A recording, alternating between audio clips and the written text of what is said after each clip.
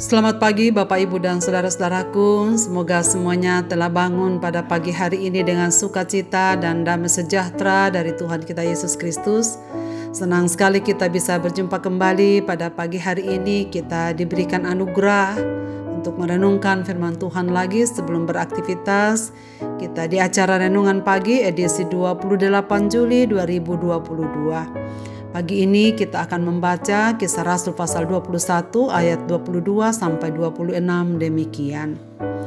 Jadi bagaimana sekarang? Tentu mereka akan mendengar bahwa engkau telah datang kemari. Sebab itu lakukanlah apa yang kami katakan ini. Di antara kami ada 4 yang bernasar. Bawalah mereka bersama-sama dengan engkau, lakukanlah pentahiran dirimu bersama-sama dengan mereka, dan tanggunglah biaya mereka, sehingga mereka dapat mencukurkan rambutnya. Maka semua orang akan tahu bahwa segala kabar yang mereka dengar tentang engkau sama sekali tidak benar, melainkan bahwa engkau tetap memelihara hukum Taurat. Tetapi mengenai bangsa-bangsa lain yang telah menjadi percaya, sudah kami tuliskan keputusan-keputusan kami, yaitu mereka harus menjauhkan diri dari makanan yang dipersembahkan kepada berhala, dari darah, dari daging binatang yang mati dicekik, dan dari pencabulan. Pada hari berikutnya Paulus membawa orang-orang itu serta dengan dia, dan ia mentahirkan diri bersama-sama dengan mereka, lalu masuk ke bait Allah untuk memberitahukan bila mana pentahiran akan selesai dan persembahan akan dipersembahkan untuk mereka masing-masing. Apakah adat istiadat boleh dilakukan orang Kristen? Saudara-saudaraku, dalam renungan pagi kemarin, kita telah mendengar bagaimana murid-murid Tuhan bergembira dan memuji Tuhan tentang apa yang Tuhan telah buat melalui pelayanan Rasul Paulus. Ribuan orang telah percaya kepada Tuhan Yesus melalui pemberitaan Injil yang dilakukannya di berbagai tempat, baik orang-orang Yahudi maupun non-Yahudi.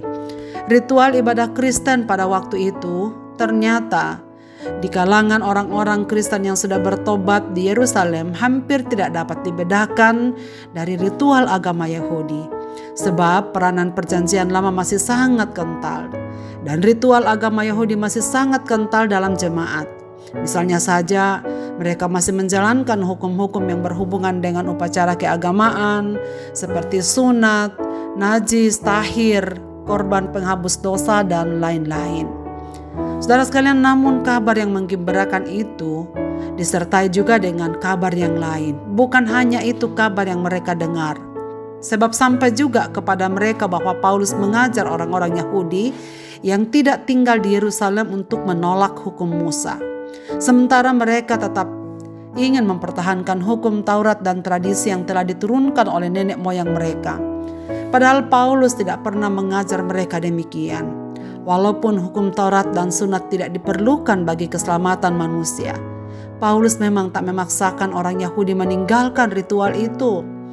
Bahkan kepada orang-orang non-Yahudi pun, mereka tak menganjurkan untuk melakukan apa yang dilakukan oleh orang-orang Yahudi. Ketika Paulus berkunjung ke Yerusalem, para penatua menasihati agar Paulus melakukan ritual pentahiran. Sebab pada waktu itu bersamaan dengan ada 4 orang yang sedang menjalani masa pentahiran. Saudara-saudara, pada masa itu pentahiran itu memerlukan dana yang cukup besar.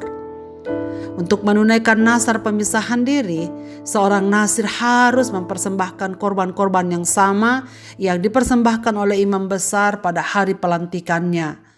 Misalnya dalam Imamat pasal 8 dan 9, semua orang Israel, baik laki-laki maupun wanita, yang menyerahkan diri sepenuhnya kepada Allah adalah sama pentingnya di pemandangan Allah dengan pelayan yang tertinggi dalam jemaat.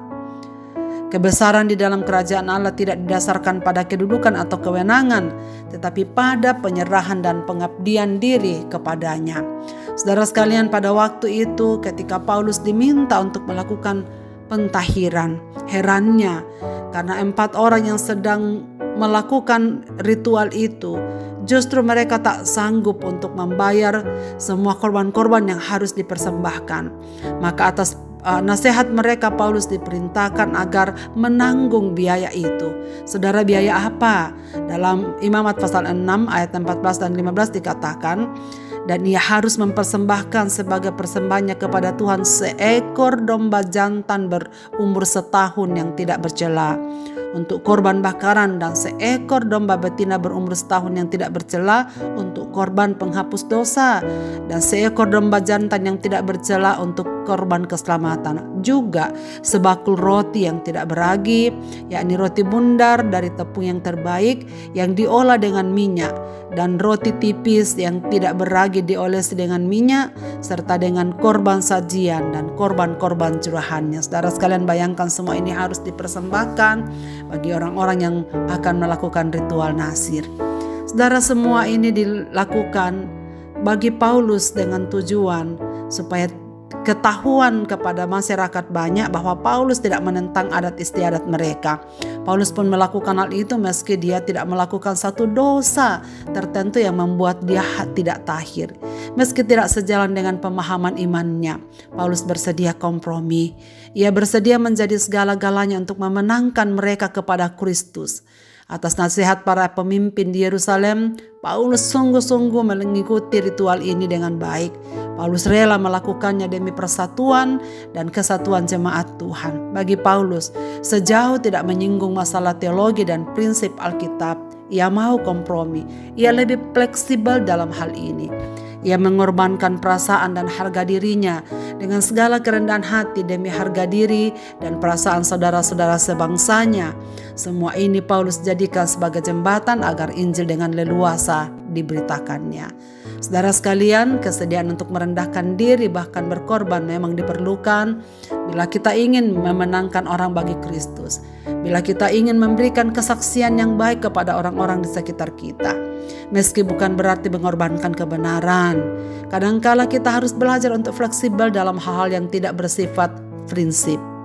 Kita sering melihat bagaimana gereja terpecah belah, keluarga hancur berantakan karena perbedaan pendapat mengenai sesuatu yang sebenarnya tidak prinsip. Kita memang harus berdiri teguh di atas kebenaran firman Tuhan, tetapi kiranya kasih menjadi sesuatu yang melandasi pelayanan kita agar karya Tuhan melalui kita tidak terhalang. Sejauh mana adat istiadat kita bisa lakukan, sejauh tidak melanggar prinsip firman Tuhan dan menjadi jembatan untuk memberitakan Injil dan berguna untuk memelihara persatuan dan kesatuan dalam jemaat dan keluarga. Marilah kita berdoa. Bapa di sorga, terima kasih banyak untuk firman-Mu pada pagi ini. Ajarlah kami untuk bijaksana menyikapi segala sesuatu yang terjadi di seputar kehidupan kami. Bahkan jika kami berada pada posisi saat Paulus ada, kami diperhadapkan dengan mengorbankan kebiasaan atau apapun yang telah kami lakukan setelah kami percaya kepada Kristus. Demi persatuan dan kesatuan dengan keluarga, dengan masyarakat, dengan jemaat Tuhan. Tolonglah kami untuk merendahkan diri. Tolonglah kami supaya kami menjadikan semuanya sebagai sarana untuk melayani dan memberitakan Injil bagi saudara-saudara kekasih kami. Kiranya pagi hari ini membuat kami untuk semakin mengerti, untuk semakin rendah hati seperti Paulus, dan tidak selalu bertahan kepada pendapat-pendapat kami yang kemungkinan bukan prinsip yang harus dilaksanakan oleh orang lain. Berilah kami kerendahan hati ya Tuhan, supaya kami selalu memiliki waktu yang baik untuk memelihara kesatuan dan persatuan bagi saudara-saudara kami. Biarlah firman-Mu pada pagi ini kami renungkan bersama dan kami lakukan dalam kehidupan kami.